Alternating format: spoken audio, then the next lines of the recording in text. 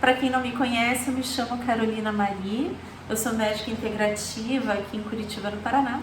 E se você gosta desse tema de medicina integrativa, de tratamentos naturais, de medicina chinesa, ortomolecular, modulação hormonal, dê o seu joinha, se inscreva nesse canal, toda semana tem vídeo novo aqui. Gente, hoje, o que eu vim falar hoje, né? Nessa primeira semana de janeiro de 2023, então, há um dia foi liberado um novo medicamento para emagrecer chamado semaglutida, tá? Ele é muito parecido com o Ozempic. Ele vai agir onde? Ele vai agir ali no hormônio intestinal chamado GLP-1. Esse hormônio, ele retarda o esvaziamento gástrico e ele aumenta a sensação de saciedade, né? E a pergunta que não quer calar, Carol, você concorda com isso? Não concordo e ainda vou falar um negócio para vocês, o porquê. Eu tive muitos pacientes, porque, veja, todo mundo que vem aqui, eu vou dizer uma coisa para vocês. Eu sou a médica da última opção. O que significa isso? Geralmente o paciente já passou por outros médicos, não deu certo o tratamento, e aí eu sou a última opção dele, ou resolve aqui, ou ele nunca mais volta em médico, né? E como eu vejo pacientes que usaram Ozempic, Victoza por muito tempo e não perderam peso, ou perderam inicialmente e pararam de perder peso, né? E por que isso acontece? Porque a causa da obesidade é multifatorial. Nem sempre o problema é comer demais, né? Por muitos e muitos anos, e desde que eu estava na faculdade de medicina, vai fazer 18 anos já, né? Quase um filho. Há 17 anos atrás, sempre tinha aquela história, né? A pessoa que engorda, a pessoa que está acima do peso, é um gordo mentiroso. É claro que come, é claro que não faz atividade física. Pois pasme, gente, eu venho falando aqui para vocês com muita frequência. Tem muitas pessoas acima do peso e o problema não é a comida. O problema está em outro lugar, está nos hormônios, está em N outros lugares, né? E já vi muita gente, então, como eu ia dizendo, usar Ozempic, Victoza e derivados e não perder peso. Ou pior, perder inicialmente, ter um efeito rebote, tá? Começar a ganhar, não estabilizar, porque o problema não encontra-se no alimento.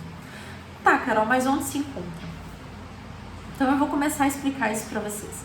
Gente, se vocês olharem as curvas, né, a curva da obesidade, o gráfico da obesidade ao longo dos anos, o gráfico das doenças autoimunes ao longo dos anos, o gráfico do câncer ao longo dos anos, o gráfico inclusive das crianças que nascem obesas, tá? Crianças acima do peso, crianças que nascem, gente, tá? Acima do peso, o gráfico é sempre o mesmo. E o que isso indica? Que a causa é sempre a mesma. A causa é a mesma. E quando que isso começou, né? Olha, não adianta procurar artigo em português porque vocês não vão achar, gente. Artigos europeus e olhe lá, né? Isso tudo começou quando começou a se introduzir ali xarope de milho, derivados do milho na dieta, tá? Se vocês forem olhar alguns anos atrás ali, a juventude de 70, 80 por ali, a impressão que dá é que tá todo mundo magro, né? Quando começa a se introduzir o xarope de milho como adoçante principal dos alimentos, a população começa a engordar. Mas então o problema é o xarope de milho. Não, eu vou mais a fundo ainda. O problema talvez sejam os derivados de grãos. Ponto final. A doutora Uda Clark, que fez ali o relatório de desparasitação da Uda Clark, o que ela falava? Que grãos são problemáticos. Porque eles são fonte de parasitas, né? Parasitas intestinais, grãos de toda a classe, tá? Não é só milho, grãos de toda a classe. Arroz, milho, trigo, etc.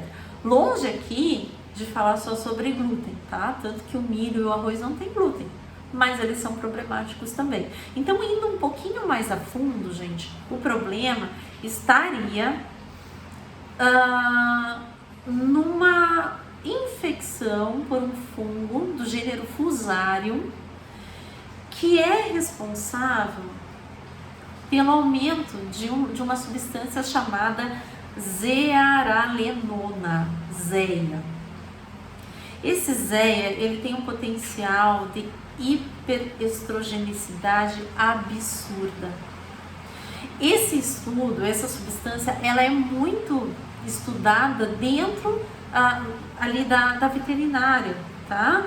O zeia, a consequência do zeia em animais, isso é muito estudado, tem fotos, inclusive eu vou ver se dá para postar ou não, né, de estudos que mostram, por exemplo, a genitália de uma porquinha exposta a zeia e uma genitália normal. Essa que tem a genitália exposta a zeia é grande, a normal é bem menor, tá? Mostrando o potencial de hiperestrogenicidade.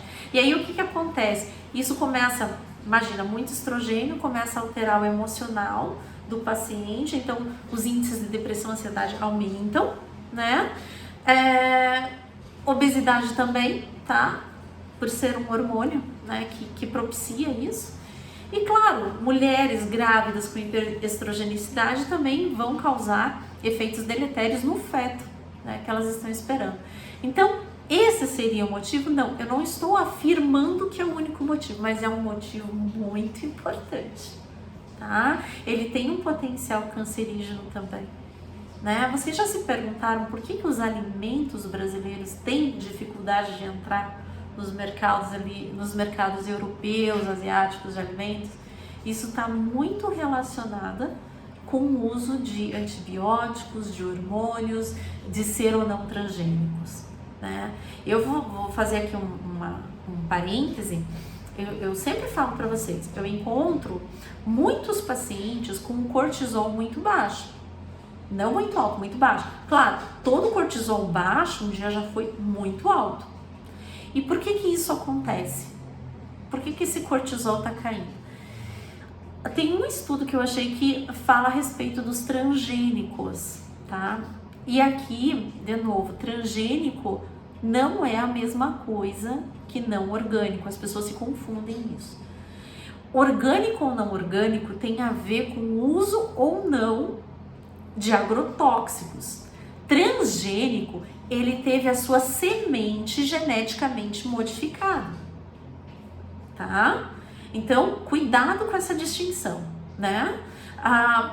Os transgênicos, eles são muito deletérios para a suprarrenal. Que mecanismos são esses? Não sei, preciso estudar, tem um artigo que fala a respeito disso, tá? Mas a respeito da obesidade, o que eu posso dizer para vocês, dentro do que eu estudei até aqui, é que a curvatura de câncer, doenças autoimunes, obesidade, crianças, vão me dizer que a criança que estava lá, né, no ventre da mãe estava comendo demais, tá? Eles têm todos a mesma causa e possivelmente essa causa é intoxicação por esse subproduto da infecção de fungos. Quem estiver assistindo é do interior, cultiva grãos, vocês sabem a dificuldade de conter uma infecção fúngica no milho, no arroz, no trigo, vocês sabem. E o Fusarium, ele é o principal gerador desse hormônio zearalenona, tá? Zeia, esse é o código dele, né? E Carol, como é que a gente faz para tratar isso? Desintoxicação fúngica, tá? Usa o aparelho de hidrovitalis, achar que trata fungo só com óleo essencial de orégano, gente, isso aqui, esse tipo de fungo é muito difícil, tá? Esse tipo de fungo é muito difícil você tratar só com orégano. Isso aqui precisa aí de um hidrovitalis e várias sessões, né? Fungo, 50 minutos, tá? Hidrovitalis é um aparelho de desintoxicação que a gente tem aqui na clínica. Evitar alimentar-se, né, com produtos que contenham milho e seus derivados, tá? Para poder diminuir essa hiperestrogenicidade. Que mais que a gente pode fazer? Claro que a obesidade é multifatorial, eu tô falando aqui só a nível de hiperestrogenicidade, né? Avaliar os níveis de progesterona. Progesterona é o hormônio que faz o antagonismo ao estrogênio. Testosterona dos homens, das mulheres, também competem pelo mesmo receptor de estrogênio. Então, se os níveis de testosterona estiverem saudáveis, é uma boa chance de você não ter essa hiperestrogenicidade ativa. Tem que tomar cuidado para ver se essa testosterona não está se transformando em estrogênio também, né? Então, gente, o intuito desse vídeo é abrir os olhos de vocês que, às vezes, tratar com um semaglutida, um Victoza, um Ozempic, talvez não te traga o resultado que você espera, ou traga e seja muito efêmero, tá? Não são poucos os pacientes que eu já atendi, usaram Ozempic aí por 5, 6 meses e não tiveram resultados satisfatórios. E o problema estava onde? Estava nos hormônios. Se não olhar para isso, gente, a gente vai continuar tratando o sintoma mais uma vez, tá bom? Espero que vocês tenham gostado bastante desse vídeo. Se não, deu sugestão para vídeos para temas melhores. Me sigam nas redes sociais, meus amores. Lá eu posto vídeos e posto textos a respeito de tratamentos naturais toda semana. Um beijo e até a próxima. Tchau, tchau.